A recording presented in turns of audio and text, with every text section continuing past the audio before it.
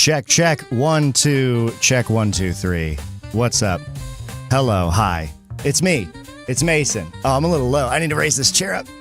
I have been fighting the tech on this thing for so long.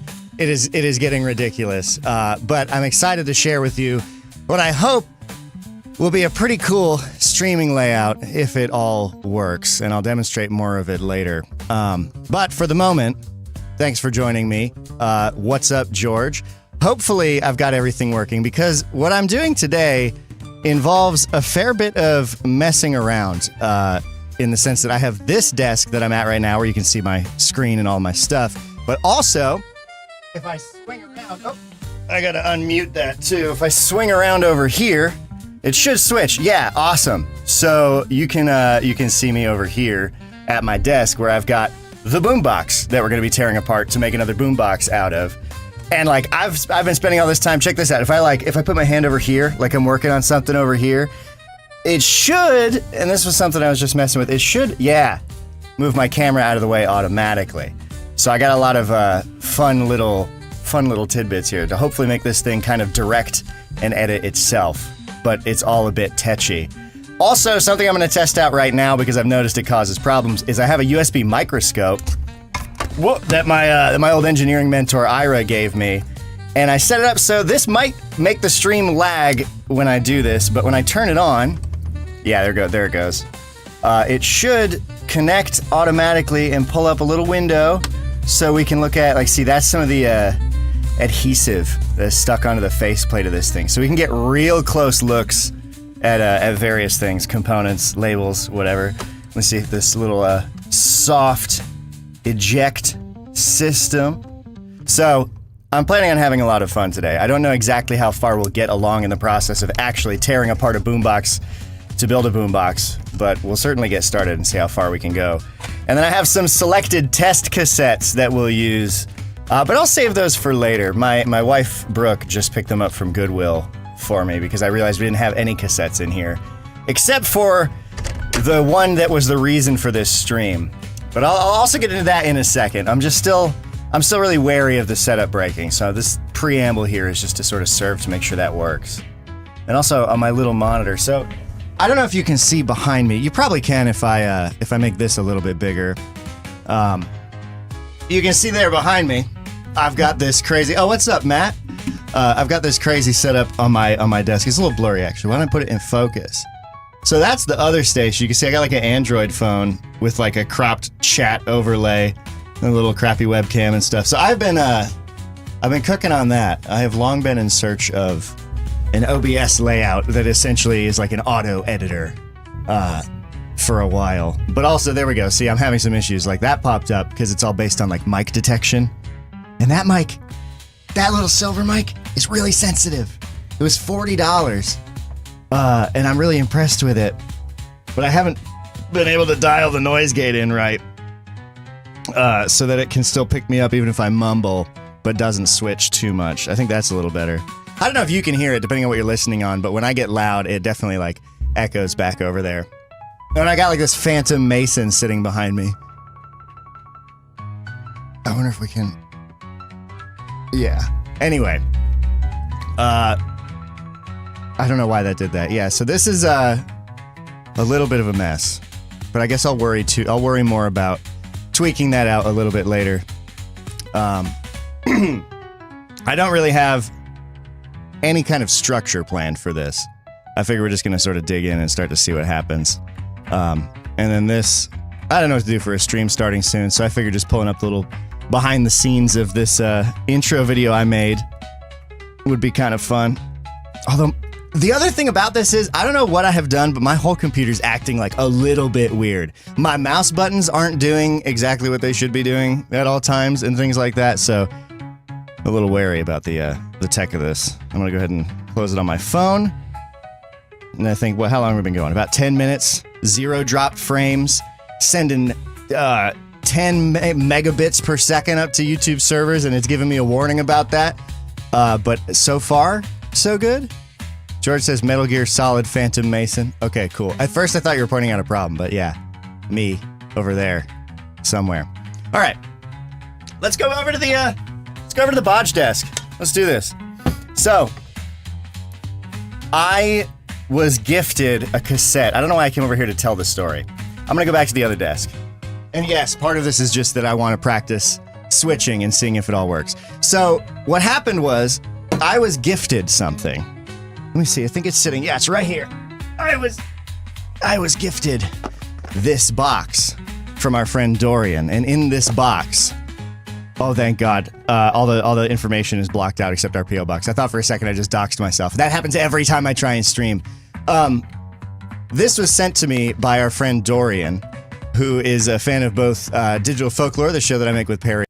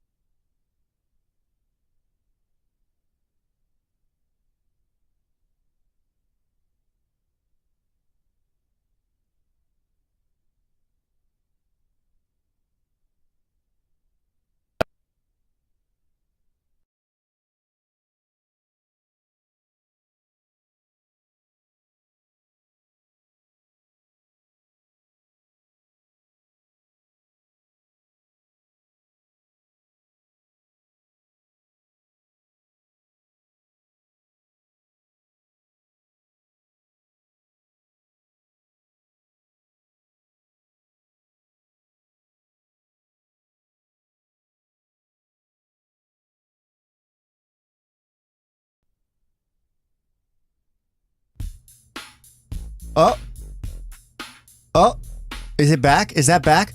My keyboard isn't even working. Wait, so how did you see that? I tried to type, well, that sucks, but every button I press is sending, like, the incorrect keystrokes. I have no idea what's happening. See, I was wary of all of this, and then I was like, okay, cool, it's working good, and then all of a sudden it's not. There is another keyboard that's connected out in the living room that's connected to the TV, and I wonder if there is a cat stepping on that keyboard causing problems. Because I was just trying to type, well, that sucks, into the chat. Did you lip read that, Alex? Did you lip read, well, that sucks? Because that's impressive. Let me go make sure that keyboard is not being sat upon. Give me just 1 second. One of these stinky cat boys. Also, though, the thing that's kind of really concerning is I can't type. It's just like sending commands. Yeah, all right. 1 second. I'll be right back. If anyone asks, tell them what's up.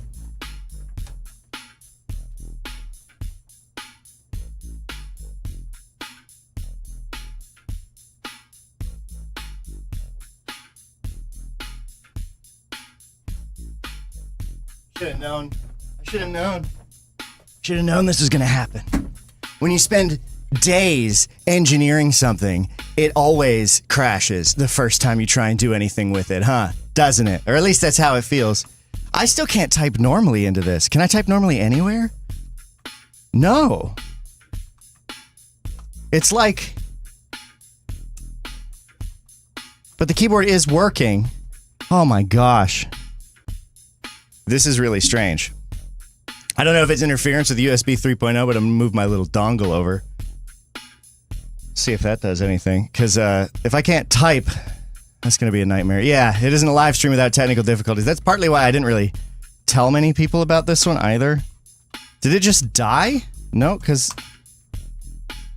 it's like numlock is on. Like WASD is acting... Oh no, it's like control is held down. Yeah. Control is held down. Because if I press A, it highlights everything. How is this happening? It's not the keyboard out there. I don't think it's my Tor box. Because I have this little Tor box that I like to use for controlling stuff.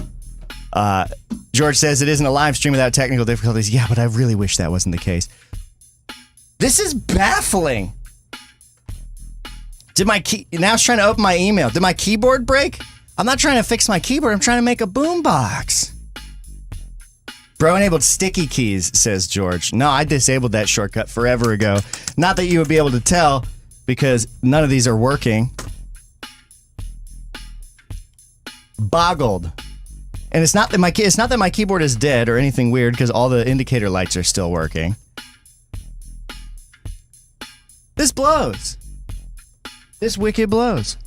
Is there something controlling my keyboard somewhere? Can I type in this? Nope.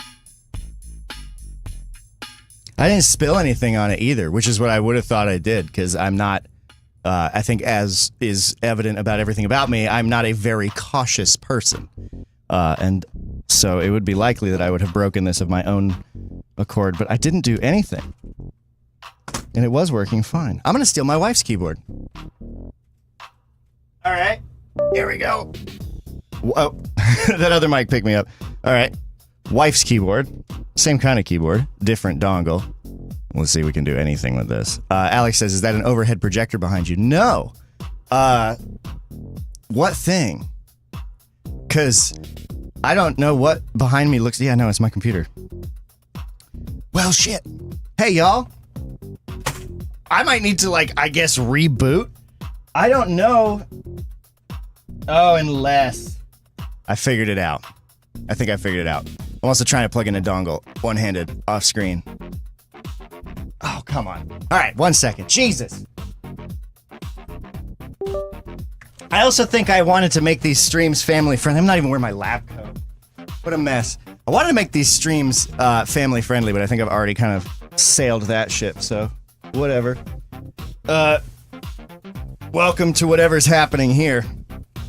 Now we're doing science. I think what's happened is that I think my mouse, because I used the Elecom Huge, it's this weird Japanese trackball mouse. Hey, Ian Gallipo, what's up? Good to see you in the chat. I have turned everything in this room on and off so many times, dude. You wouldn't believe it. It's kind of unreal. Okay, let's see if that was it.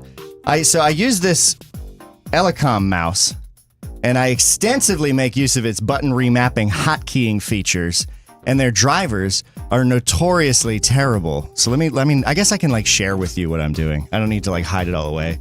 But I do have left control mapped to this button, and I don't think it's stuck down.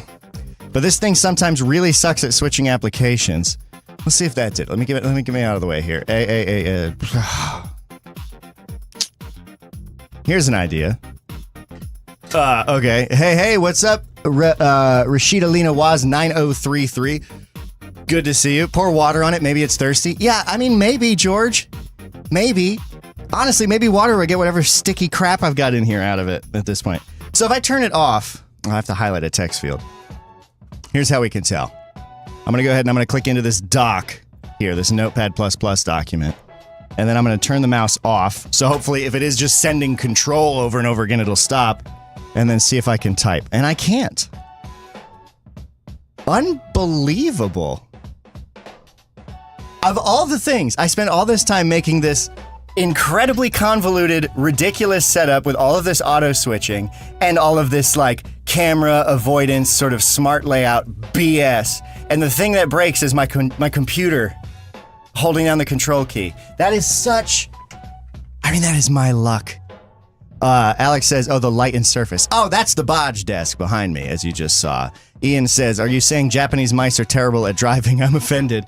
Elecom specifically is terrible at writing drivers, it would seem. And now I don't... So, we are at a bit of a crossroads.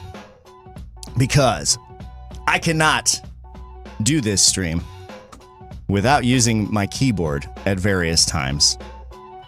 And I cannot... Is it really... So now it's just not responding to... Wait. Oh, wait. Hold on. Hello, world! Oh, amazing. I got it. You know what it was? And this is stupid. This is really stupid. I hadn't plugged it back in after I swapped my wife's keyboard. So, it was the mouse. The mouse was sticky. Now the thing's working properly, and I think we can actually move on. Awesome. Okay, so, I think what I was saying was the reason I'm here is that our friend Dorian sent this to us. In this box is a cassette that he found tucked, like wedged in between the back seats of a taxi cab in some state that he does not live in. And obviously this is a cursed item, so he wasn't going to play it. And so when he was telling the story in the Digital Folklore Discord, I was like, you got to send that to me. I want to play it, and we'll play it for all the folks from 13 too. So I went to Goodwill, and I grabbed myself a boombox, thinking it would work, figuring that it'd be a good way to do it for cheap. See ya, George. George has got to head to work. Happy Honda Days to everybody. Boombox is broken. It's like super janky and terrible. It's nasty on the inside also, so we're just gonna take it apart. I have like a little stereo amplifier that is, it wants between 2 and 8 ohm speakers. This thing's got, I think, little 8 ohm speakers in it. So I think we can essentially bypass most of the amplifier circuitry and use this tape deck to build ourselves a tape deck. And in the process, talk about how tape recording works and some of the considerations of that. What is inches per second? And I don't know, just a light overview, because I'm thinking of doing a video about this sort of thing.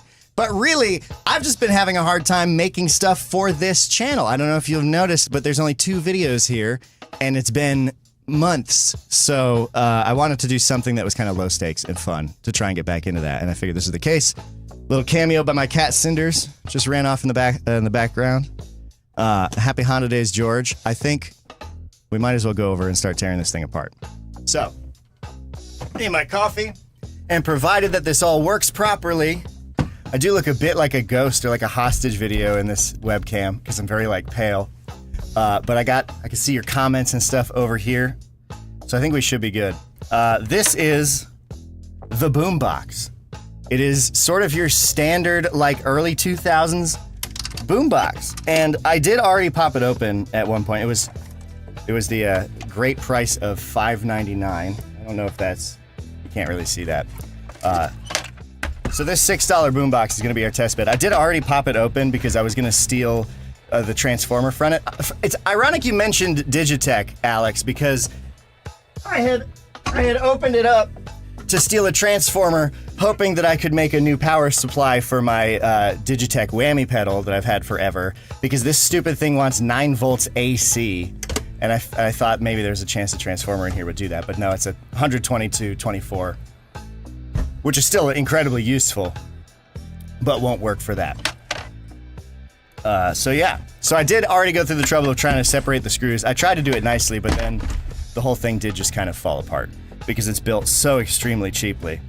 So I think we'll start, because the coolest looking part of this is obviously the mechanicals for the actual cassette deck part here. I've also got these little jeweler's loops. I wonder if I can use these to help you see in any more detail. Oh no, but that's kind of cool. That'll be cool if we need to get anything like real close up. Like there you can see the playhead, and all sorts of stuff. Just sort of also experimenting with live stream tech here, obviously. These stupid jeweler's loops. I did already start trying to separate the tech deck out of this thing. And there's just a handful of wires connecting it. Have you seen the inside of a tape player before? I feel like I never know what people already know, and so I don't want to like cover too much stuff that's boring. But this is the inside of a tape deck. If you're not familiar with tapes, in case you're like, I don't know, a child, these old things, these cassettes. This is Patsy Cline, her legendary recordings, Sweet Dreams, Crazy, Waking After Midnight. And inside of this is a spool, get out of here, a spool of this fancy little ribbon. And it starts with this leader tape, which is blue and has no data on it. And then you get into the brown tape, which does have the music, Patsy Cline's legendary recordings, encoded into this darker ribbon. Actually, I've got a microscope. What do you think cassette tape looks like under a microscope? Let me get this out of the way so I can lay this down here. I wonder if it's, I don't know if I have the resolution to actually see, and get ready, there's gonna be some stream lag when I turn this on. I don't know if I have the resolution to see individual magnetic sectors or anything, but let's just see what it does look like. So this is a little USB microscope my engineering mentor Ira gave me. years ago. If I can get this thing into focus. I don't think we're gonna see anything. Yeah, it just kind of looks, if I wiggle it a little bit, you can see it's like, it's kind of a lumpy tape. You see those like little rugged bits and pieces?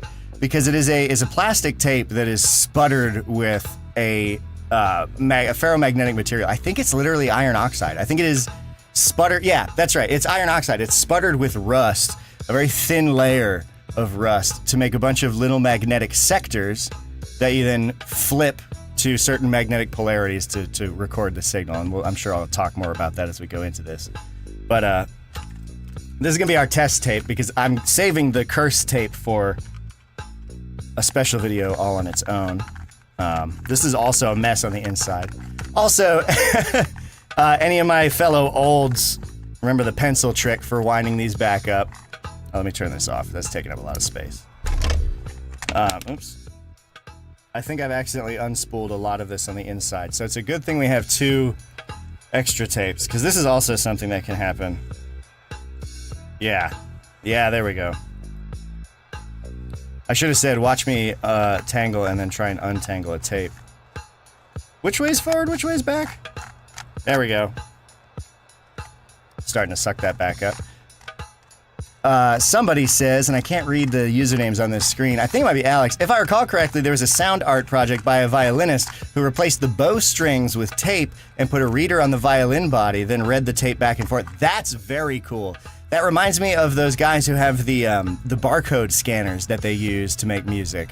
And it's just like, they just flash different frequencies on the screen, or like use a fan to get sort of light and dark pulses to make tones. I love that kind of thing. I think recording technology is fascinating, obviously. And I want to launch into some of the minutiae about how tape is recorded, but I think we should do that when we have a way to play it more. I am weirdly nervous doing this. It feels vulnerable to be live. I don't know if that makes sense. It's, I'm putting off the main event, you know? We're here to see this thing come apart. I guess it's time to get to it. So I am probably, so the faceplate of this thing, I wish I had not lost it, but there was a little radio dial selector thing, which is cool. You know, you would like to tune into the radio station. I thought this was kind of fun. The way that works under the hood is there's literally just this plastic strippy bit attached to, you see that wheel moving? How do we get, there. It's just a wheel with a spool and this like plastic strip attached to it. And that's how they made the whole indicator work. And it's all like super janky and floppy, but when it's all put together, and if I had the front plate, it looks really flashy. And so there's something about the mechanisms that look really finished when they're put together, but they're janky on the inside that I find very charming.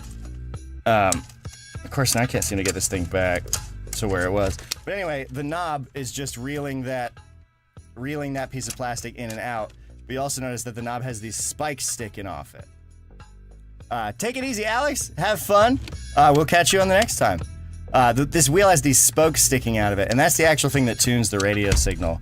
There's down in here, it is not super easy to see, but there is this little guy that has these 2 holes the spikes would plug into, and this was a variable resistor, I believe, and it would rotate that to select the frequencies.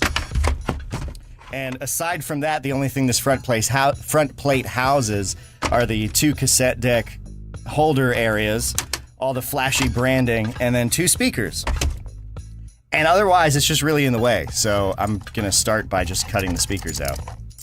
We are gonna end up reusing those, and if I can avoid having to solder, I will happily avoid having to solder. So I'm gonna try and leave the leads on them as long as possible.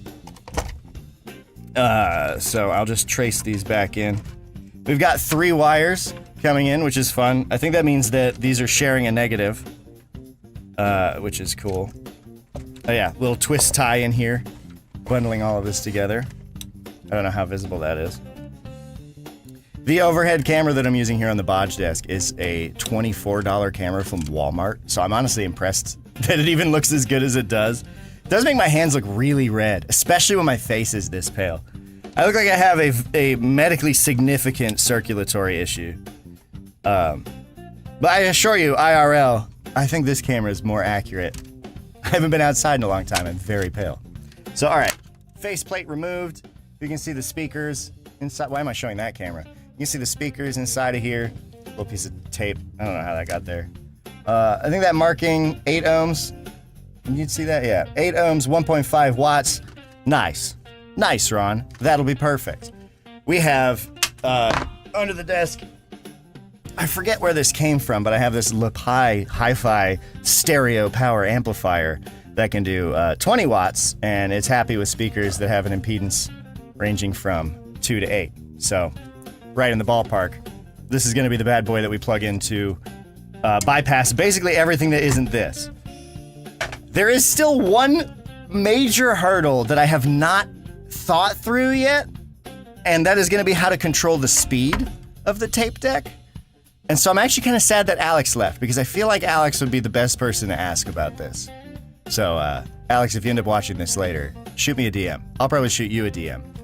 But for now, again, I think our best bet is just to nip this out of here, because I'm not going to reuse any of this stuff. I think these electronics are probably, I mean, there's like a lot of components I could take, but mostly we're looking at capacitors here, and a lot of them are already fairly swollen.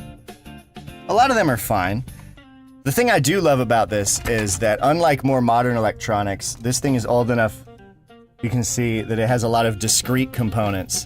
Like, all of these capacitors are big standoff capacitors, and there's little transistors and stuff in there, and they're not, you know, the miniaturized, like, surface mount, teeny tiny little crap that we have in modern electronics. So I am going to keep this board. Also, nice variable resistor here from the radio tuner. A lot of nice little, what I presume are variable resistors down here in the corner, these little square guys. So we're not going to use that in the build, but I'm going to try and take this out so we can keep it. But what do we do first? I guess we'll just get this out of the way. Anything dangling, take it away. Where to put my my nippers, my little clippers. There we go. And I'm gonna try and cut them close to the board so that I can keep as much wire as possible. I have like a box of garbage wires I can use if I need to splice anything together, but obviously that's more of a pain in the butt than not having to do it. So I wonder how much this thing cost when it was brand new. I don't even think there's a brand on it. Well, it was probably on the faceplate that I lost. I know Alex pointed out earlier, because this is a 2-deck system, we could do like a tape delay. We have 2 playheads and a recording head, which I believe that's a recording head. There's actually, I'm not entirely sure what that one is. I think the playback head and the recording head are the same head. I think it is the same head, because the way they work, that is totally feasible. But there is something on this right-hand side that I think is just past the playhead. I don't know if you can see that. Let me see if I can, you see this little guy right here? Let me go ahead and flip one of these loops out. You see this little blue guy? He's hanging out. So here's the playhead for the cassette deck. That's the main head. And then the tape swings by this thing. I don't know what this is. It's got no wires going to it that I can tell. It looks like it's just, oh no, there's a wire going to it. Okay, there's a wire going to it. There's this wire bundle here. Oh, and this is actually socketed and another zip tie. So maybe this is the recording head. I really had assumed it would use the same for both. Oh, and I hope my camera's focus can recover from from what I have forced it to do. Come on. I know, like it's like a cat. Come on, focus up. I can fix it on the desk in a second. I'll just yoink this out. I think, let's see. No, I was mistaken. It's a switch? It's a switch. No? Wait. Oh, wait. Okay, no, it is. It's connected to, I think, I can't quite get it to go, because all of these buttons are mechanically interlocked. You know what? I gotta fix. Let's go ahead. Check. Come on over here. Let's go ahead and fix the focus on that camera really quickly. So, I think I don't have an easy way to do it. We're going to lose audio for a second, but you'll see what I'm doing.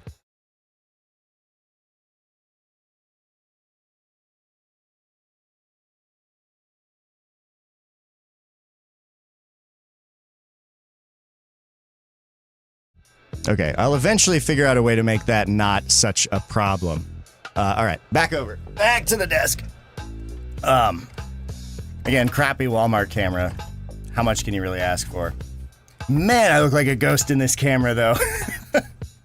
All right, so all of these buttons are mechanically interlocked in a way that this I think is really fascinating. There is a lot going on here. I mean, you can kind of see if you just look at like all the stuff going on in this zone. I wonder if the microscope will actually be a good candidate for this, because I think it can go much farther out than you would expect. So if I just get a sec for it to load up. Yeah, there we go. So you can see there's like a lot. There's a lot that goes on in here. The thing about tape decks is they are kind of little mechanical marvels in terms of the amount of physical stuff they have to do to make playing a tape properly happen. I'm just pushing a couple buttons. And I'm not going to do like an entire breakdown of every single mechanism here, because it's all like very logical stuff to solve problems. Like when I'm trying to understand something or trying to take something apart, a thing that I like to do mentally is think like, okay, how did the person who made this think? Because everything is just solving a problem, right? Like someone had to figure out, okay, how do we record sound from waves in the air in a way that is permanent? And then we've come up with a lot of technologies to address that, one of which is tape. And so then, okay, how do I deal with, I've got this stupid spool of tape and on it are all of Patsy Cline's legendary hits. Now I need a way to precisely control the speed at which it's played and all of that various stuff, and move all these like little motors and capstans and things into position. So I don't really see a point in doing a breakdown of the intricacies of each individual mechanism. They are all just there to serve the end goal of playing the tape. I think I'm more interested in the foundational concepts at play with stuff like this. So I think that's kind of what I'll stick to as we get into the more analytical parts. If we get into the more analytical parts, I don't know what I'm doing here today. This is another socketed bit, so we can keep that. I think that's the other playhead, probably to make it easy to, it is the other playhead, probably to make it easy to change them if you need to. You know, you can just snake this out, 2 little screws, and pop that off. And actually, why don't we go ahead and do that before we get too into anything too damaging. These little playheads are really neat. I once wanted to do I wanted to make a tape organ. I know that's a thing a lot of other people have done. But you take a bunch of cassette tapes with tones or whatever, and you just set up a bunch of little tape loops, and I wanted to have an individual playhead for each one. Like an individual little one of these on each loop, and you would like press keys, and that would activate the audio coming from it. I thought that would be really neat. But you need a lot of these things. And so at the time, I discovered a good source of these little tape playheads was actually, you know those adapters they sell for cars? So you could like plug your iPhone into a car that only has a tape deck? They had them at Dollar Tree, and I think I walked out with like a case of them. And I don't know what happened to them. I don't know where they went. I wish I did, because that'd be very handy to have. There's more. I've never seen so many twist ties inside of a piece of consumer electronics as this. I feel like usually they use all those stupid little zip ties, but no, these guys just got a bunch of little, bread ties. I spent so long on this stupid automatic switching layout stuff. I had this camera flipped for so long that I keep getting confused like which way to hold things so you can see them. So please let me know if I'm talking about something and you can't see it. I'm very new to this whole game. I think that's part of what's made it hard to do YouTube, because I come from the world of audio and podcasting, and I'm very comfy with my level of audio experience, and absolutely nowhere near as comfy with my level of video production experience. And so it's tough to go from a medium that you know like the back of your hand to a medium that is so very closely related, and yet there's like different sets of skills, and then also like hosting it on top, having to pay attention to the visual element while you do it. It's a bit of a trip. There we go. That's playhead numero dos. Right out of here. Nice, nice. So we get 2 playheads. I need like a little bob bin. A bin for my bobs. Oh. Here we go.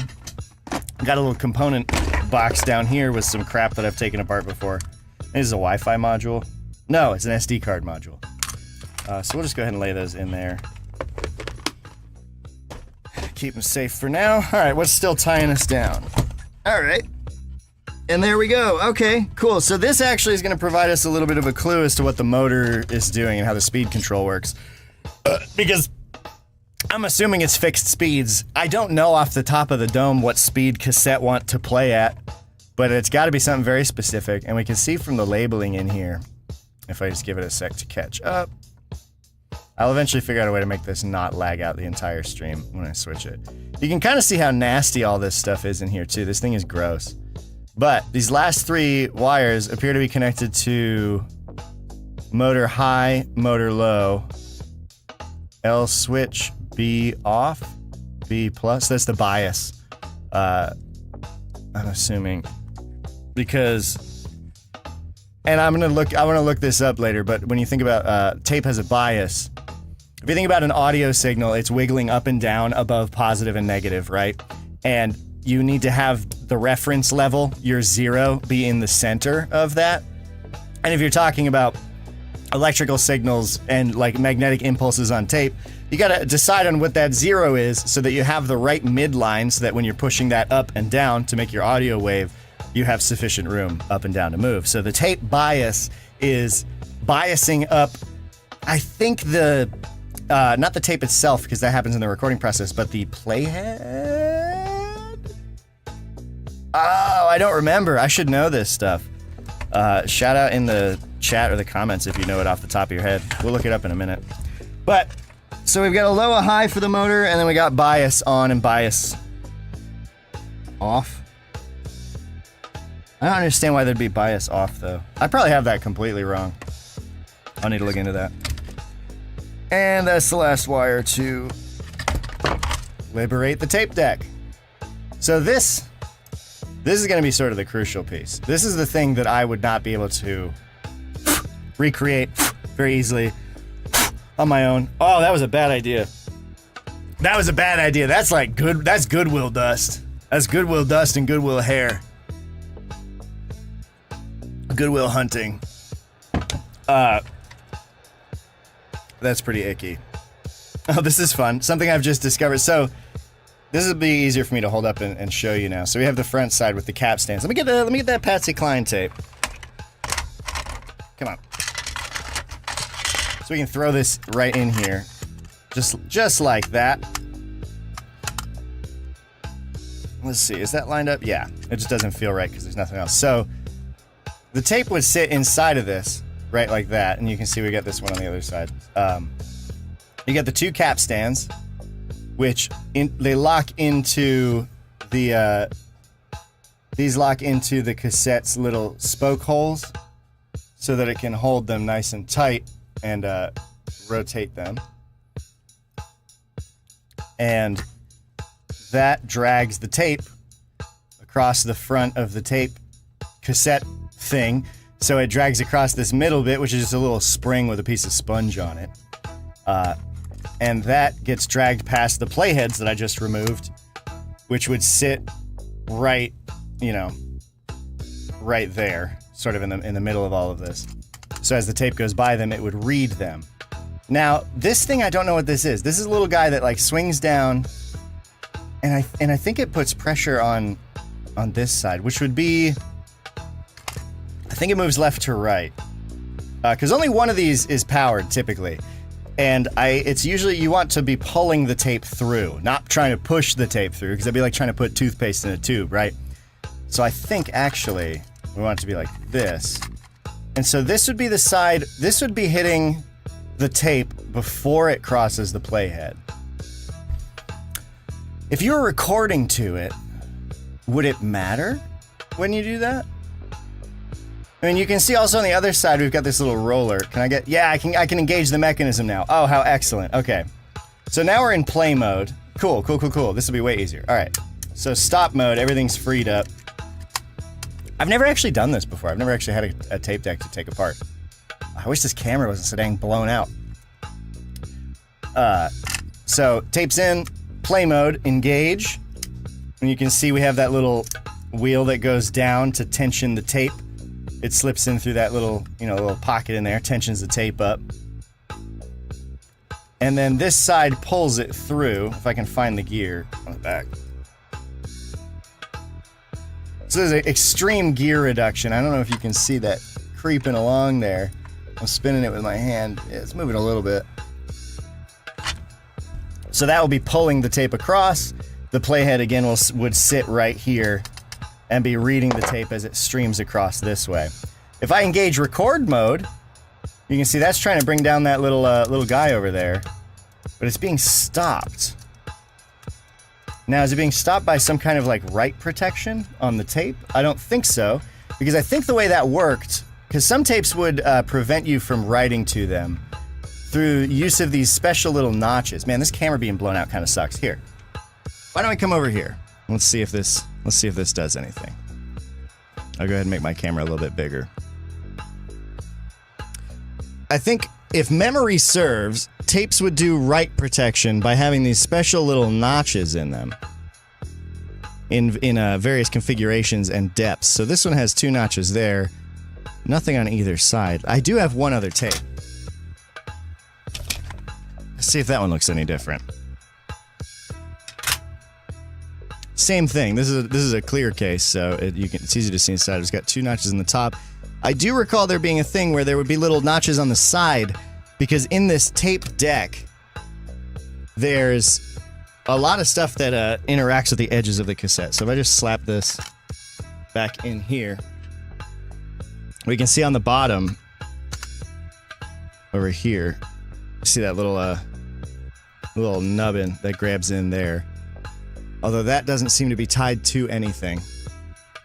So I'm not exactly sure why it won't enter record mode. Maybe it's been a grip since I've used a cassette deck at all. Does he have to push play and record at the same time? No. Does this side's play need to be on? No. For some reason, it won't let us spring into record. I'm gonna just chuck that back over here. We'll just leave that over here for a second. I'm gonna swing back to the desk, and I'm gonna actually look this up. I wanna know. Let's look into it. Let's look into how this tape deck works. So, drop out of this notepad. Don't need to deal with these drivers anymore. Open up good old Safari, and let's take a look. So, first off, cassette deck write protection. I want to make sure that was a thing that I wasn't just making up. Yeah, okay, interesting. So the AI overview, if you want to trust that, says cassette deck write protection uses small breakable plastic tabs in the upper corner of the cassette shell. Removing a tab prevents recording, making it read-only, while covering the hole with tape allows recording. So it is that little thing. Does that mean then... All right. So then in that case, if I grab this, and I pop that little tab out, look at that! Oh, shoot! That works. So that is it. That is the write protection right there. This stupid, tiny little tab. What's the best way for you to see that? How do you want to see, yeah. See that little tiny tab? That is what stops it from going into record mode or not. And so that must be the recording head, right? Right? Why else would that be there? But there's nothing going to it. So let me just pause that. Stop that. Flip it out. Ah! I've maybe been wrong again. So where does that go to? The thing about it is it doesn't look like anything connects to this. I'm just gonna try and take it out. Perhaps it's an already broken mechanism. But my gut really says that it has something to do, considering it only goes down when it's time to record. Oh! Oh, maybe. So we took it out, and it's not connected to anything. I'll go ahead and show you in the loop here. It's not connected to anything. It just has this sort of smooth silver pad here. I wonder if that's a magnet. Do I have anything small and made of metal? Yes, it is. Haha. Okay, cool. So that's a magnet. Why would you press a magnet into the tape? To wipe it as you go? To bias it? Is this the correct? So this says 230 AN. I know I should know what that means, but if we get it really, can we get that so you can see it? 230 AN. Is AN some kind of unit of magnetism? Nagnety? Magnetism? All right. Whoosh. All right. Let's take this back to the desk. Let's go see what's up. Hello. Okay. So this is definitely a magnet of some kind. Come on, catch up with me, camera. There we go. So this is definitely a little magnet of some kind. 230 AN. Let's check that out. 230 AN cassette. Now, I don't know exactly what I was expecting from that. Cassette bias magnet? Is that a thing? Erasing head. So, okay, so that was what my gut had said, and I didn't want to say it and be wrong, is that this sitting, because it sits on the side of the tape before it would cross the play head, and that's on the recording side, or the play record side. In recording mode, I suspect that what happens is this little magnet goes down to wipe the incoming tape as it goes across the playhead, so that you have a clean slate to record your next thing onto.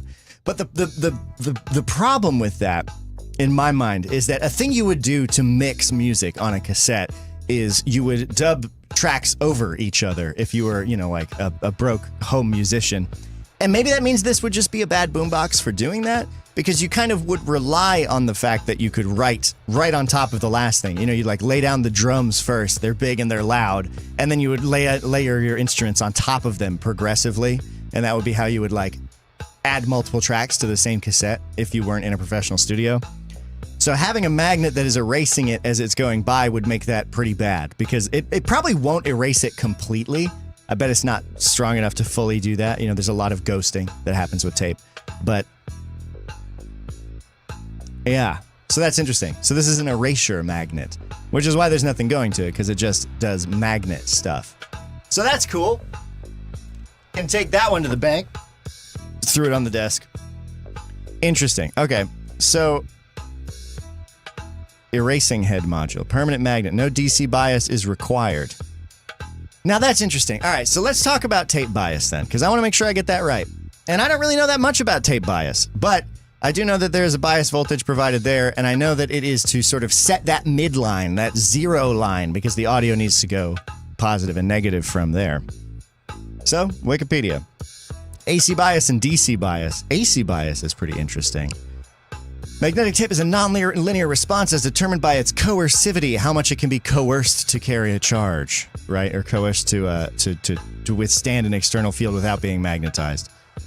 Without bias, poor performance. Recording signal that generates a magnetic field strength less than the tape's coercivity cannot magnetize the tape and produces little playback signal. Bias increases the signal quality of most audio recordings significantly by pushing the signal into more linear zones of the tape's magnetic transfer function. So, okay, so the idea is that the actual magnetic sectors on the tape don't respond linearly to changes, attempted changes to their magnetic strength, if you will, because inside of magnetic tape, I mean, let me grab MS Paint. This will be a good excuse to break out paints. I got my little tablet here. Let me shift that over to you. Inside, like if you were to zoom way in on the tape, and I was hoping this would happen when we had the microscope, but I obviously just do not have the resolution for that. If this is like our piece of tape, inside of it, it's like sputtered with iron oxide. So there's all of these uneven sectors of iron oxide material. And each of these sectors, you can think of like a magnetic bit, like a magnetic chunk. You know, some of these, I don't know why I drew it so big. I'm not going to draw all of this. Some of the, paint is not the right tool. Some of these, we'll say red is positive, and we'll just go ahead and say blue is negative, and then gray is whatever. Actually, I don't really need this kind of a chart for this. But basically, if you were to zoom way in on a piece of magnetic tape, it's sputtered with all of these little regions, and each of these regions can carry a magnetic strength. They can be magnetized. Think of them like tiny little permanent magnets. Although they're not permanent, they can be coerced into being either positive or negatively charged. And that's how you encode audio onto tape. Because in its natural state, these would just be all varying random sort of magnetic charges. And if you were to play it back through a tape player, it would sound like noise, because it would be noise. But when you take the little magnet, like the magnet we pulled out earlier, you wipe all of that, and you make it a nice uniform magnety. You make it uniform magnetically. And then you can encode into it pulses of, strong positive magnetism, and then pulses of strong negative magnetism that would correspond to your, audio waveform that you're trying to encode, right? So you end up with this complex pattern where you have all of these different magnetic regions that are different strengths to represent whatever kind of wiggle you're trying to represent. That's the essence of how tape works underneath the hood. When you zoom in, similar to film having grain, tape has grain. These individual regions. The thing that you do to ensure... So bias in that case. I thought that bias was bringing them to sort of the middle ground of magneticness. So let's see. The earliest magnetic recording system simply applied the unadulterated baseband input signal to a recording head, resulting in recordings with poor low-frequency response and high distortion. So that would just be sending, the raw microphone wiggles directly into the magnet. But because the magnetic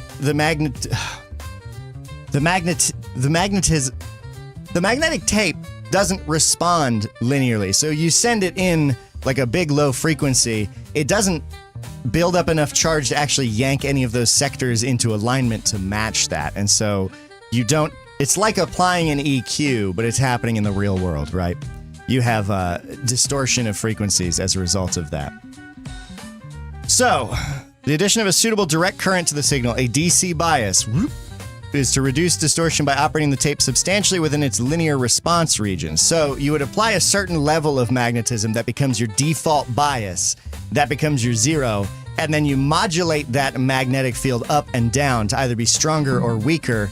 And you do that so that it's within the region of the, when the tape is most receptive to that. That's what that coercivity is, if that makes sense. They say the principal disadvantage of DC bias is it leaves the tape with a net magnetization, which generates noise on replay because of the grain of the tape particles. As we were showing, if all of those particles aren't perfectly even, when you play it back, you're going to get noise and hiss. And that's just kind of how it's going to be. I don't know anything about this AC bias, so it's very interesting. How does tape AC bias work? Let's just go directly and look for that. Get this tablet out of here. AC tape bias. I know this probably isn't the most gripping content available on YouTube. So, in AC tape bias, an inaudible high-frequency signal, 40 to 150 kilohertz, is added to the audio signal before it hits tape, making the tape's magnetic response more linearly, which drastically reduces distortion and noise, improving overall fidelity and allowing weak signals to be recorded accurately. So how does the AC bias work? Let's check out Electrical Engineering Stack Exchange. Hell yeah. All right. Is to overcome the hysteresis of the magnetic tape. The record head is a small electromagnet pressed against the tape. If a current is applied, it magnetizes the oxide particles on the tape. The stronger the current, the more magnetic domains are realigned and the stronger the signal recorded. Just what we were talking about with those little sectors. However, a very tiny current will have no effect on the tape at all. This would mean that weak signals would end up distorted, as only those peaks would be recorded. Only the points where the signal is strong enough to actually overcome that magnetic resistance to change, to be coerced into changing. Adding a high-frequency bias ensures there's always enough magnetic field to magnetize the tape. However, the frequency is higher than the tape is capable of recording, so it doesn't affect the result. How could that be possible? That doesn't fully make sense in my brain yet. Adding a high frequency bias ensures there's always enough magnetic field to magnetize the tape. The magnetic field of the recording head then is going to be shifting up and down very fast in a manner that is... But it's not like it's just not like with radio where you'd like frequency modulate that. You're kind of amplitude modulating it. Is that like amplitude modulation? I don't think so.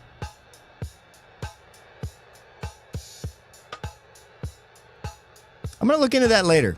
That doesn't feel like the thing to try and chew on in the middle of a stream. So I'm gonna make a little note on my whiteboard desk, which was the best choice. Getting a whiteboard desk. I do not regret it at all. I thought I might. So let's look up AC tape bias later. Do that on my own time. In the meantime, swing back to the desk. Let's see what's up. So we got the tape deck part separated out. This is the bit that we're going to use. Whoops. This is the bit that we're going to use to make our crappy tape deck. I'm definitely going to use half of this. The main obstacle to overcome, I think, is going to be the fact that this is all driven through an absolute Rube Goldberg machine of wires, or bands, like belts and gears. So there's sort of a, and these are really loose too. Like I'm not certain. Well, it looks like if I move it, if I move this belt, I am seeing the other stuff move. So maybe the belt tension is good enough, but maybe it's not. Hey, someone says fancy camera switcher. Who's that? Oh, what's up? What's up, SCQ podcast? I gotta fix the monitor over here because I cannot see names. So I have to contend with the fact that this is all sort of a very delicate, very elaborate mechanical setup here. But all I'm really going to do, all I'm really hoping to accomplish, is I'll take some of the playheads that we put out, that we already took out. I'm gonna put one of them back in place, and I'm gonna pipe its output into the amplifier over there. And then basically all I have to do is make sure I can get the motor to spin at the right speed. But I think that's going to be a little bit trickier than I expect. So we're looking at, what is this little motor? Let's see. It is a... I really want to get it so you can see it. This terrible camera is really biting me. It is a 9-volt DC motor. And it has 4 leads going into it. I don't think this is a stepper motor. Let's see, DC 9 volts, MMI, 6.9, 6H9, LWSK. You can always Google. All right. MMI 6H9. Oh my God. MMI 6H9, LWSK. Look what she knows. 9-volt, 2-speed. Oh, it's a 2-speed motor. Okay, hey, we're cooking. We're in business. That's a 2-speed motor. It's just 2 different speeds built into the motor? Hell yeah. I thought I was going to have to build like some stupid PWM circuit, but that's good news. I think. Can I get like a data sheet? Maybe we'll just Google that again. Maybe there's a data sheet for this somewhere. Someone's got to have it for sale. It came from somewhere. Panasonic. Yeah, sure. Let me choose this from this list. What was it? Control F, Control V. Wait, Control F, Control V. Why is that just that? Cool. Okay, fine. MMI dash 6H9. Well, cool. So it's not on the list. Thanks, Google. Google's doing great. Motor 9 volts, para tape deck from Mercado Livre. I just want a data sheet. I want to know exactly what it wants. Does it just want 9 volts? All right. We can just feed this thing 9 volts and see what happens. We've got 9 volts. I've got plenty of volts. Let's see. Do I have 9 volts plugged in? No, but I have a 9-volt thing in the closet. Give me 2 seconds. I know it's in here. Yep. Okay. Yeah. I got a box of trash. Well, it's actually not trash. There's fully a poly-end tracker in here, and that is not trash. That is a musical instrument. But, let's see, what is this? 12 volts AC, what is this? 15 volts DC, 9 volts, 2 amps. This'll do nicely. So we can just take this. It's got like a barrel plug, it'll be fine. All right, so we just need to plug this in. Oh, do. Can I plug it in on the ground? Yeah, I can. All right. I'm actually gonna wait to plug that in so that I don't do anything that might cause me any problems. 9 yummy volts indeed. So, all right. The other thing is I don't want this to destroy itself. So I'm gonna get everything else out of the way. Kind of just prop it up there. Let me get these out of the way. Just sort of tuck them in. Yeah, whatever. And this isn't... I think that'll be all right. This camera out of focus again? Come on. It's a cheap Walmart camera, man. It's trash. All right. Are these marked? Are these marked in any way? Yeah. Yes, they are. So let me get the microscope going. Again, this might cause a brief stream interruption. Depending. It seems to make things lag. We definitely have some markings in here to check out.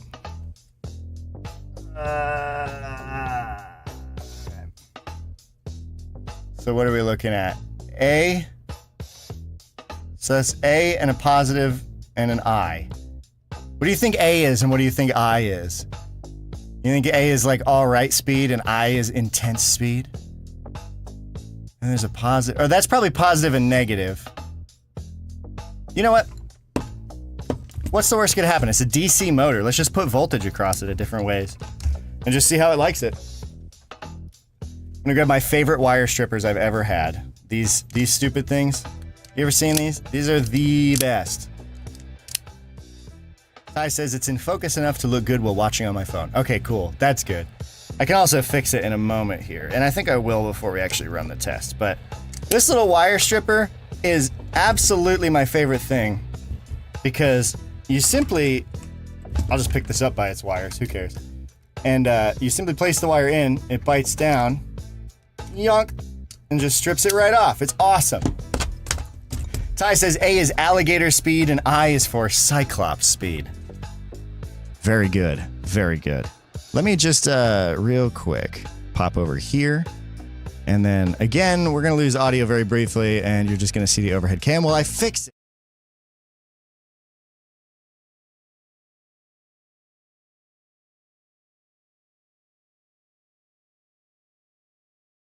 All right, I've turned off autofocus, so hopefully the camera just stops trying to focus ever and just lets me do what I want. All right. So, what have I stripped? I've stripped the I, I've stripped the plus, just the A and the other one.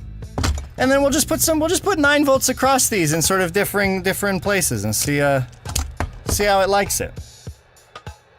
I should probably clamp down this barrel plug in some manner. Just grab it with my little second hand guys. And then I've got some little wires that I can use somewhere. Somewhere in one of these boxes, I have some nice, neat little leads. Oh, yeah. Yeah, here we go. These are supposed to be for a breadboard. Just some little, breadboarding leads. But they'll be perfect for this. So, is this center positive? Let's take a look at what we actually have. This is center positive, yeah, outer negative. You can tell on these little adapters the pinout is actually right on them. The right here, you'll notice. So we got 9 volts, 2,000 milliamps, which is 2 amps, and then you can see that little symbol right there. The center dot represents the center of the barrel plug, and the outer, like that C shape, represents the outer shell. So in the case here, that means that the inner part is positive. Oh gosh, this is so hard to line up. The inner part is positive, and the outer part is negative. So we'll use red for the outer, or for the inner for the positive, and black for the negative. So I'll just get these out, and now I have to clip this, because I've actually never used these. I went on a trip to Micro Center. I think I brought $100, and I was like, I'm gonna buy as much stuff as I possibly can that I think will be generally useful to my electronics bench. Because I used to have a much better setup, and then I moved states and sold the house, and a lot of stuff gets kind of lost in the shuffle of that. Ty says the overhead shot looks like a scene from an I Spy book. It kind of does. It's got I Spy vibes going on. Hopefully I haven't had that blocking the camera for too long. Alright. So, this is not plugged in, importantly. You can see it sitting on the desk here. And I'm just going to kind of wedge this into there.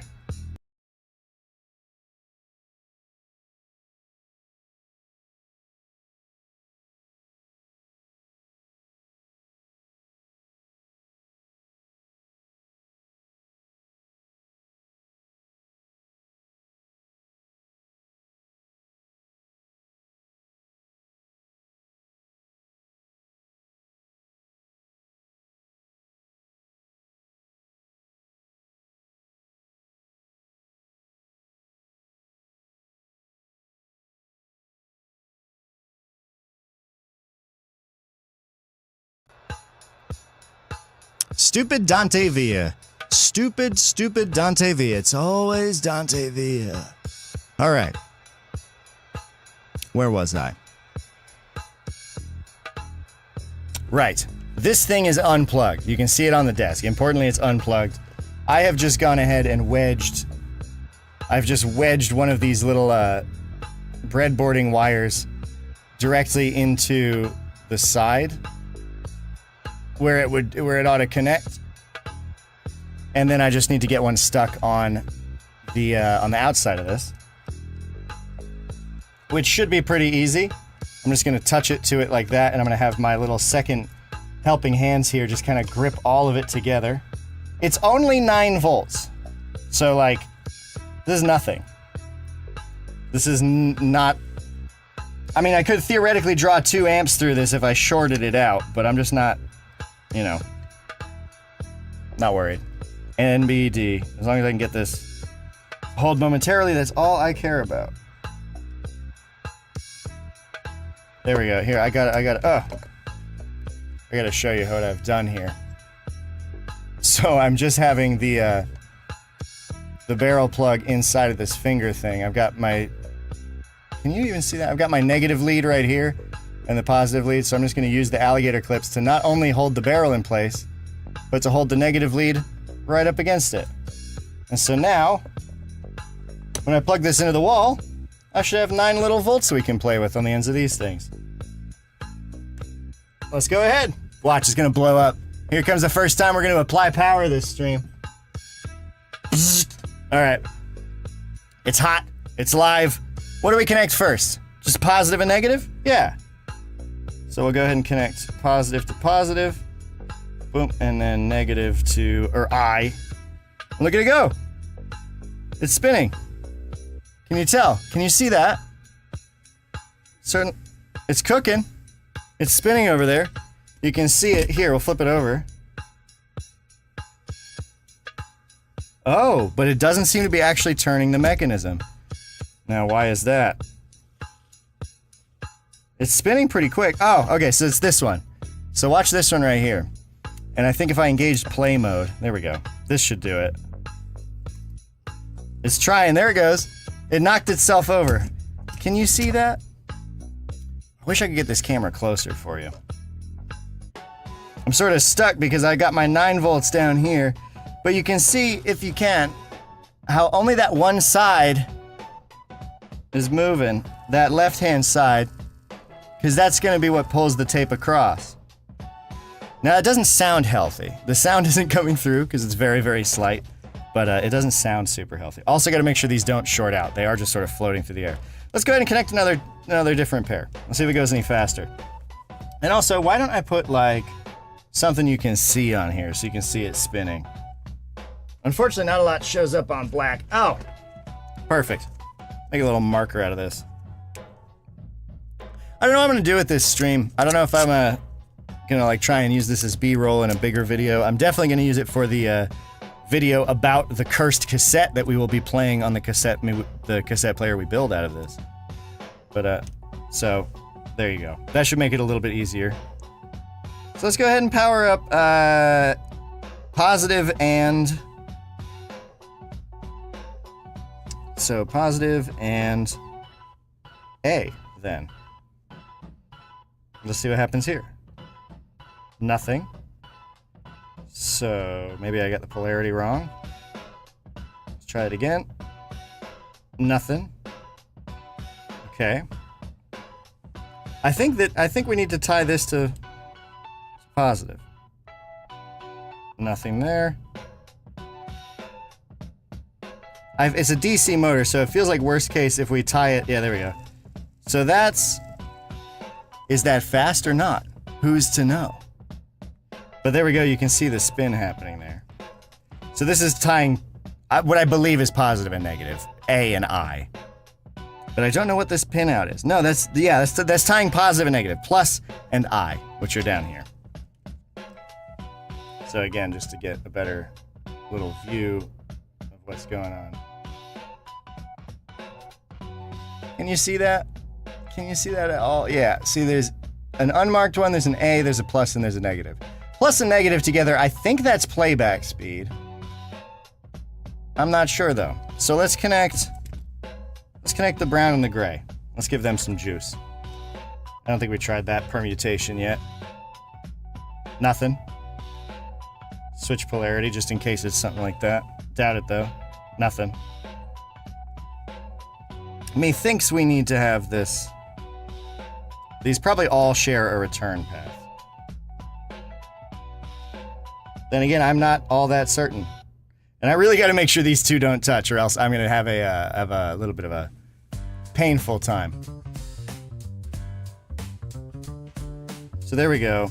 So that, again, positive and negative, that's our normal speed. That's nothing. That's nothing. Okay. So we know that brown and gray connected together is also nothing. Right? Are those touching? Yeah. So brown and gray are also nothing. So let's do gray and yellow. I think that's the only combo we haven't tried yet. This is allegedly a 2-speed motor. So there should be a second speed we can access in here. And I think because it's a DC motor, if I reverse the polarity, it probably is just going the wrong way. Okay, so those two do nothing. Let's try gray and red. Yep, so big ol' nothingo. Yeah, nothing there. So I guess we start connecting yellow and other stuff. Yellow and brown, nothing. Yellow and gray, nothing. And then again, we'll get yellow and red, and we get our playback speed. So I'm not sure how this is a multi-speed motor.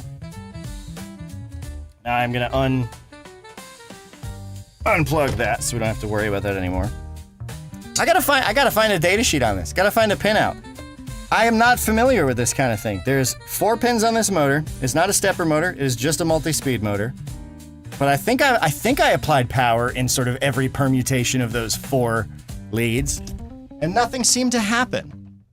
So I guess I'm gonna go back to the internet, see if we can't find a little bit more about this specific motor. And I'm also probably going to be wrapping up the stream within the next 10 or so minutes and picking this up a different day because I did not eat lunch. I did not eat food before I did this. I spent all of my pre-stream time trying to get the layout to work because I was encountering a whole lot of frustrating little issues with that. So that's the motor, and then it kind of looks like I just something fell on my keyboard, really. Okay. Matsushita cassette tape deck motor. That sounds right. Okay, cool. 9 volts DC, 2mm spindle. Love me a 2mm spindle. V-belt, yada, yada, yada, yada. Okay. Okay, so it does not work at all the way I thought it did. So we would have a control circuit over here. All right. So we have the 9 volts DC in. See, I'm just not familiar with this kind of thing. I bet if someone was watching who was, they'd probably think I'm a big dummy. We just have our power input, plus and minus, and then we have A and B. and it looks like VRH. Variable Henrys? Is that inductance? VRH and VRL. What are VRH and VRL? It has been a long time since I have stuck my head into this sort of world. VRH, VRL. I don't know why VRH, VRL Simple Cool Girl was the #1 Google result. Suggested search for that. Oh, voltage reference high and voltage reference low. Okay. Voltage reference high and voltage reference low. So, what does that mean in the context of... What does that mean in the context of this?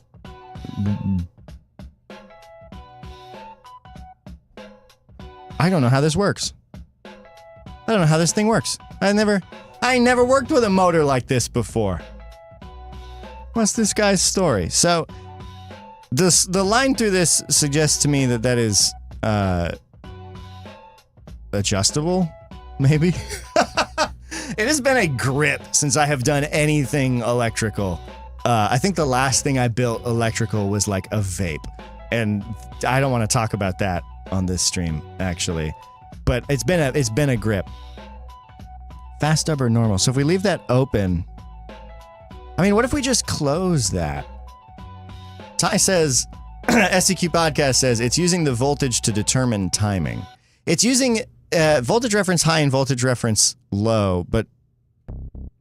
So 9 volts DC in is powering the motor, and then something between here is a control voltage that tells it what speed to engage at.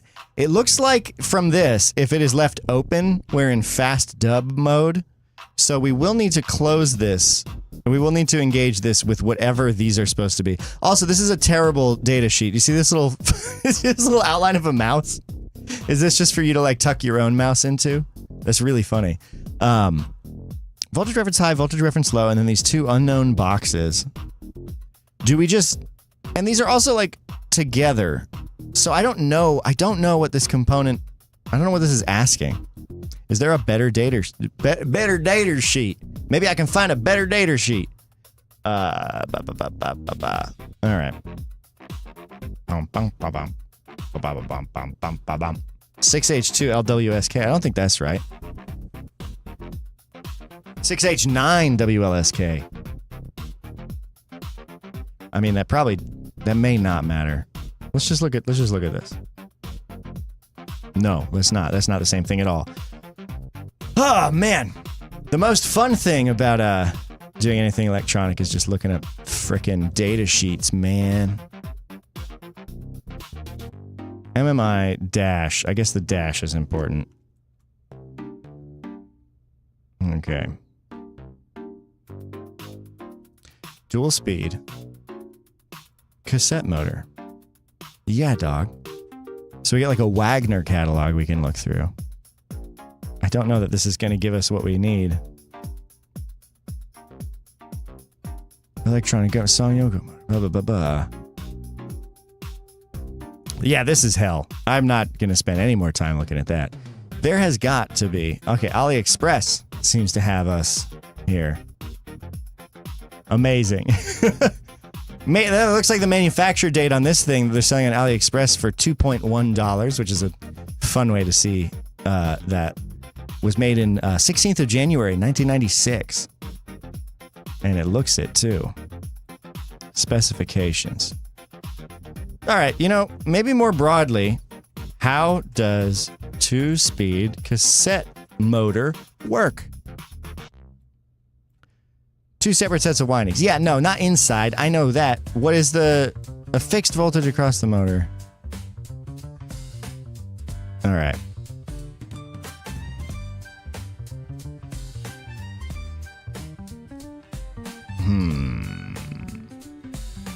Oh, interesting. A motor speed control IC. So there might be an integrated chip to control the speed of the motor. And that makes sense because this person, as they point out here on the electronic stack exchange, it has to maintain it has to maintain a fixed voltage, a fixed speed of the motor, a fixed rotational speed while the load is changing and the voltage might be sagging because it's the same voltage as feeding the audio amplifier too. So if we come back to the desk, Maybe what I need to do is move the mechanicals out and look inside the body and see if we can't find ourselves a little motor speed controller hiding somewhere. I'm not immediately seeing one, but there's a lot of stuff that you can't see on here. So why don't we go ahead and just get this board out of here.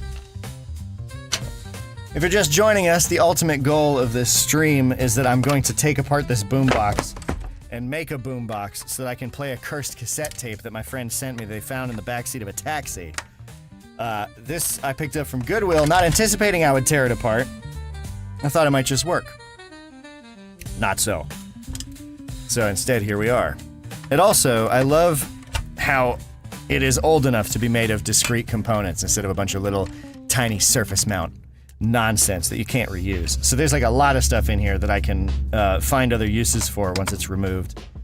You know, and some of these are definitely busted. I mean, this whole thing doesn't work. It's also really gross in here. It doesn't come across on the camera, but I'll give you a little peek with my microscope as to how disgusting this board is on the inside. Pardon the lag. When I turn this on, it does that. But, alright. Yeah, it's a pretty grody board in here. There's just a lot of goo everywhere. And like some of it is like some kind of sealant that they definitely applied on purpose. But a lot of it is really gross looking. And it's kind of everywhere. This side especially is my favorite. It looks like something melted in here. It looks like something really nasty melted in here. It's like a snack. Let me just get this apart. What's holding me in? Ah! These cute little button tops are holding me in. There's only one thing to do about that. And it's a pretty easy thing to do. Bink! Oh, that's really on there. Woo! Alright, next. Woo! Next. Bonk! And we should be free. If I can get these wheels out. Yeah. Alright, what's left? What's holding us? This thing. What is that? Oh, the headphone adapter. Nice. We can get that out of here. I should probably switch back to the proper bit.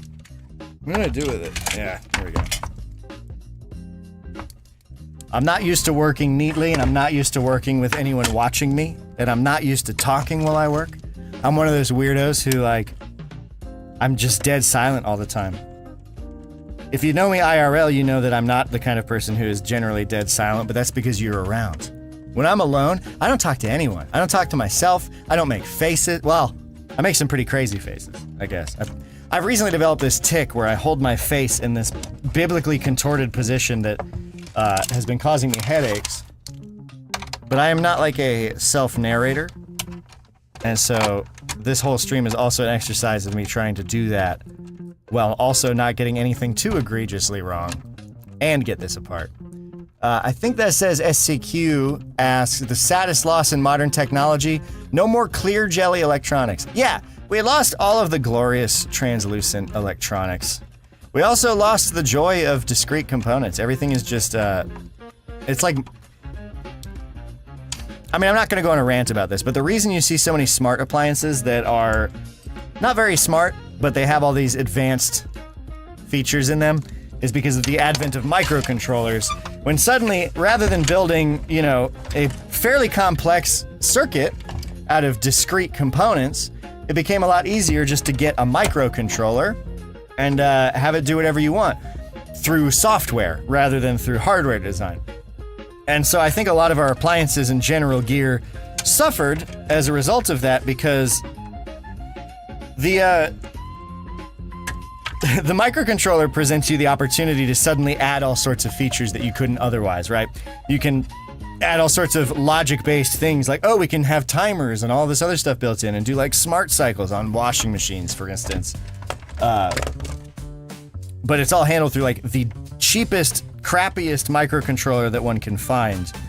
And so then you get like hang-ups and freezes and all sorts of weird glitches that have no place in hardware. You know what I mean? I like my hardware to be, what's the word? Not discrete. purpose-built, like one thing that does one thing, kind of thing. Alright, and I'm just gonna nip the last couple things here. There's some connections over to the power block.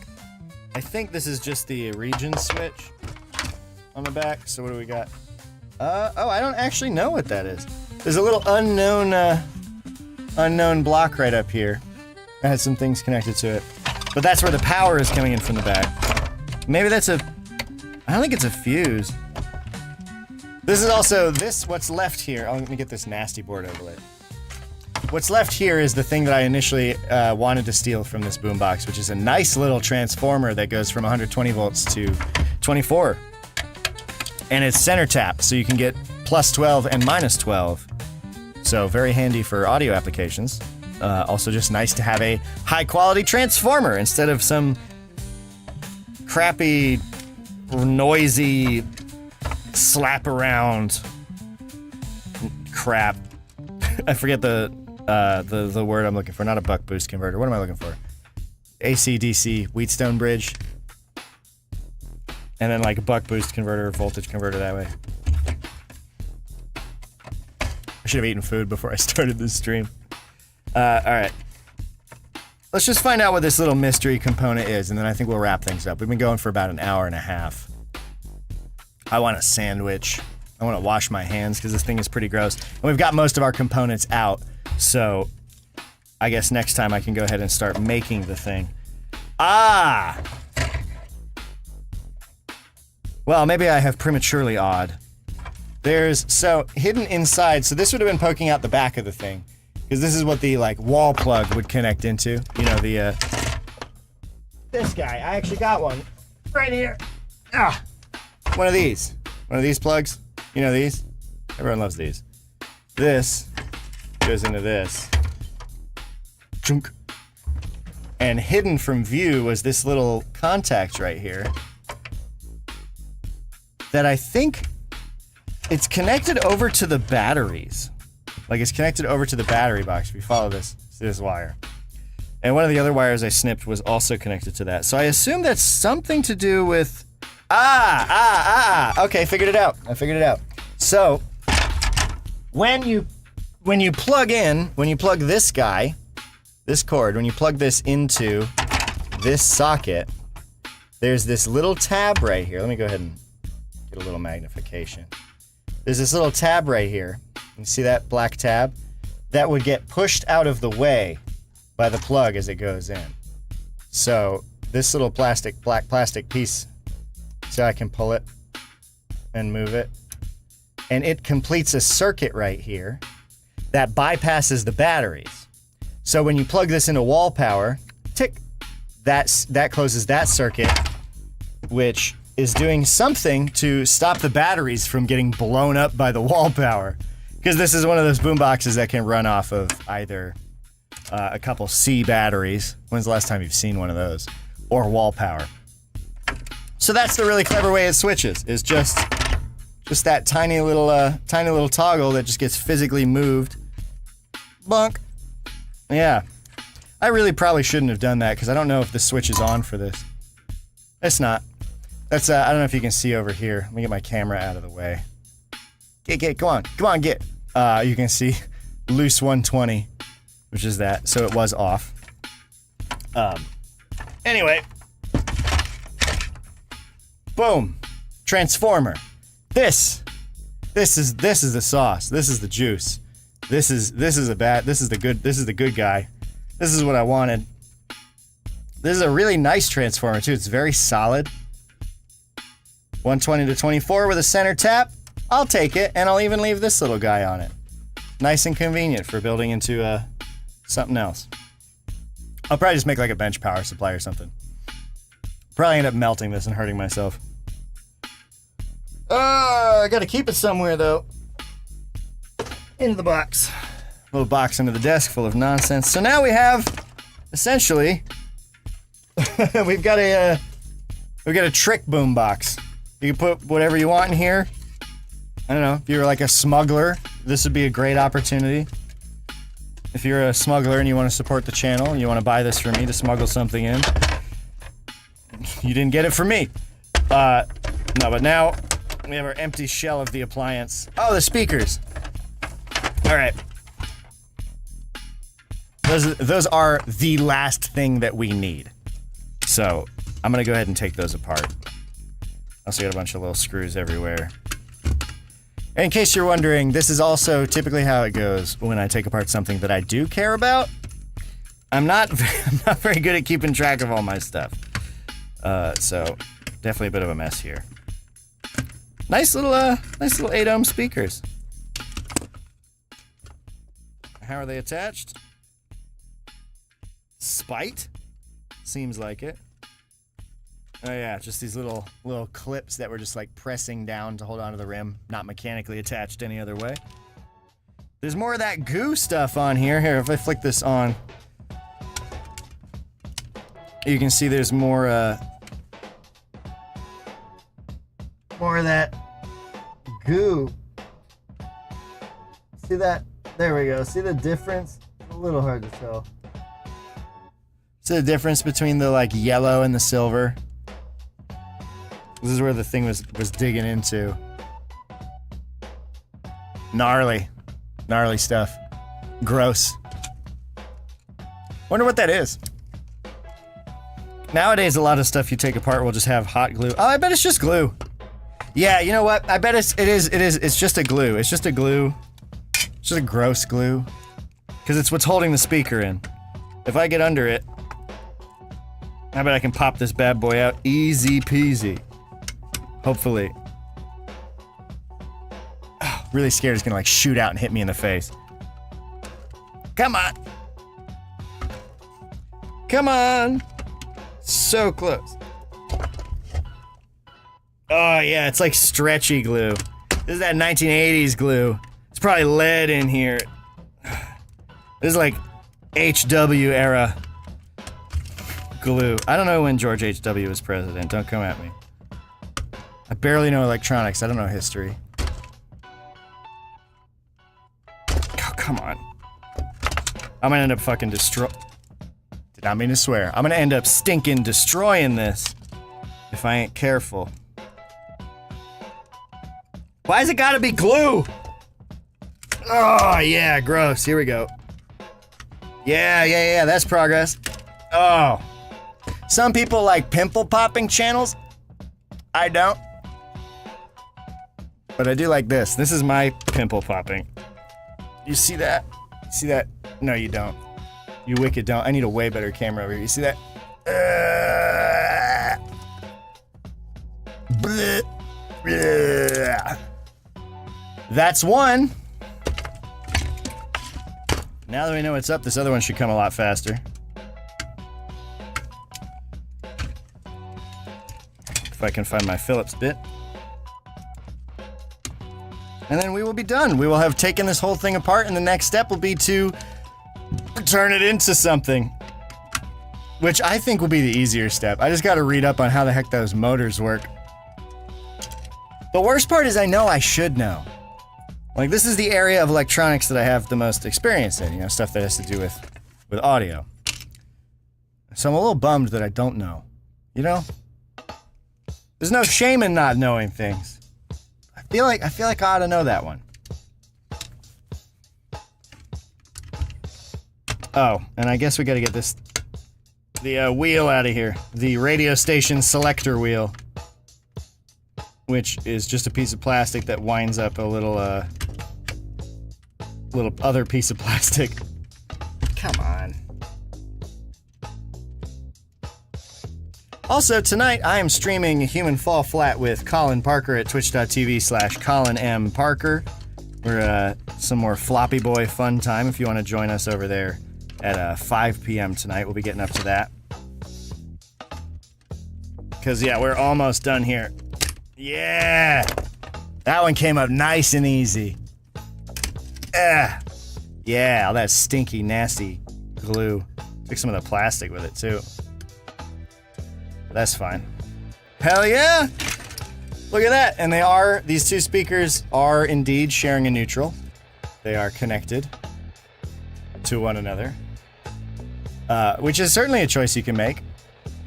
Probably fine. Does have some impacts. But yeah, cool. 2 speakers. All right, so you know what? We'll wrap it up with a little haul. What did we get out of this? Let's get rid of all the crap. 2 speakers. Nice. An entire tape deck mechanical assembly in seemingly working order, although I don't know if this belt seems really loose to me. Nice. A board with a bunch of discrete components that I can harvest. Mostly I'm interested in all the variable resistors. Those look like they're pretty useful. A couple... This is an interesting thing. What is this? It's not like a rotary encoder. It doesn't have fixed positions. But I don't know what all these different pins do, so that'll be fun to play with. I also think this is the antenna for the radio, if memory serves. Or if my gut serves here. Yeah, I think that's the antenna coil for the radio. Primarily for the AM. Yeah, it is, because here's the little tuner for it. So this might be... Oh! This is a variable capacitor! Oh, hell yeah, that's right! Check this out. You can see inside of here... Oh, if I can get the angle just right, this would be so cool. Do you see how... Let's see, maybe that'll be better. Oh, it's so hard to tell. It's a series of plates, and rotating plates inside of other plates and how close they get to other plates. And so that's a variable capacitor for tuning the radio antenna, which is this bit, by electrically lengthening or shortening it so that the antenna becomes resonant with the signal you're trying to pick up. That's a whole other video. But a little variable capacitors, that's a nice little treat to find. A little treasure for me. A bunch of little selector switches that we can harvest off of here. So maybe I'll do like a, I don't know, soldering live stream where I just melt most of this stuff off. Nice little headphone jack, little stereo headphone jack that we can find a use for somewhere else. And then somewhere on here maybe is a motor speed controller. That might be one of these little ICs, but I doubt it. Anyway, that's what we came here for. And, oh, and of course the transformer, which I already threw into a box down below. So, awesome. We had our component board, our mechanical assembly, and our speakers. We will be taking these 3 pieces, and maybe the controller board, and mixing them together with this amplifier to make a working tape deck, hopefully. With this thing taking on the job of handling all of the audio amplification and playback instead of the nasty circuit from the board. We'll play it out through these speakers, which is literally going to be as simple as sticking bare wires into the end of these little connector jacks. And then we'll be cooking. Then we'll have a tape player. Heck yeah. I have a bit of a mess to clean up.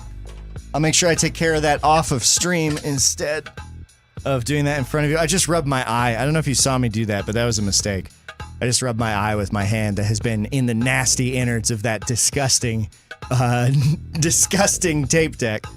So I gotta go wash my face and hands and also clean up the absolute pile of trash I've made over there. But thanks for hanging out with me on this live stream today. I'll do another one very soon where I put this cassette player together because the video that I'm trying to make is for that cassette player. But I wanted to, I wanted to do some stuff on Wicked Interesting proper. If you have any ideas for videos, leave them in the comments. If you have any questions you want to ask me, leave them in the comments. I'm going to do another one of these. I'll do another AMA style, like teardown, except we'll be building the cassette deck thing over there. I think I'm starting to repeat myself because I haven't eaten any food yet. So I'm going to go clean my face and hands, make a sandwich, fix my mess, and then at 5 p.m. I'm jumping on twitch.tv/Colin M. Parker with my buddy Colin to just play some video games tonight. We do that every Monday, so thanks for joining me, and yeah, catch you on the flip. Why don't I go ahead and shrink myself down here. I'm gonna try and do a nice soft out on the stream. Give it a second to catch up with the encoder. I don't need this running. We can close that. All right. See you later.